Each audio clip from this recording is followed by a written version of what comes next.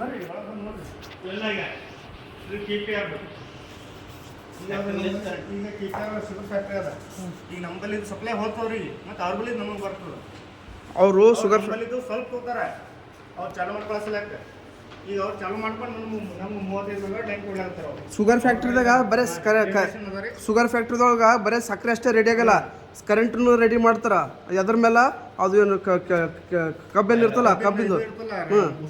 ಬೂಸ ಇರ್ತಲ್ಲ ಅದರಿಂದ ಬಾಯ್ಲರಿಂಗ್ ಕರೆಂಟ್ ತಯಾರು ಮಾಡ್ತಾರೆ ಅವರು ಈಗ ನಮ್ಗೆ 35 ಕರೆಂಟ್ ಮಾಡ್ತಾರೆ ಮತ್ತು ಅವ್ರು ಕರೆಂಟ್ನು ಮಾರ್ತಾರೆ ಗೌರ್ಮೆಂಟ್ ಕರೆಂಟ್ ಮಾರ್ತಾರೆ ಹಂಗೆ ಅವರು 35 ಮೆಗಾವಾಟ್ ಜಸ್ಟ್ ಸ್ಟಾರ್ಟ್ ಮಾಡಕ್ಕೆ ಅಷ್ಟೇ ಹಾಂ ಸರ್ ಅವ್ರು ಆಲ್ಮೋಸ್ಟ್ ಸ್ಟಾರ್ಟಿಂಗ್ ಓಪನ್ ಮಾಡ್ಕೊಂಡೇ ಇದು ಮಾಡಿರ್ತಾರೆ ಸರ್ ನಮ್ಮಲ್ಲಿ ಜಾಸ್ತಿ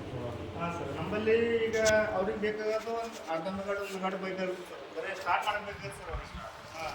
ಉಳಿದಿದ್ದೇನ ನಾವು ಸಿಂಗರೈಸ್ ಮಾಡಿ ನಮ್ಗೆ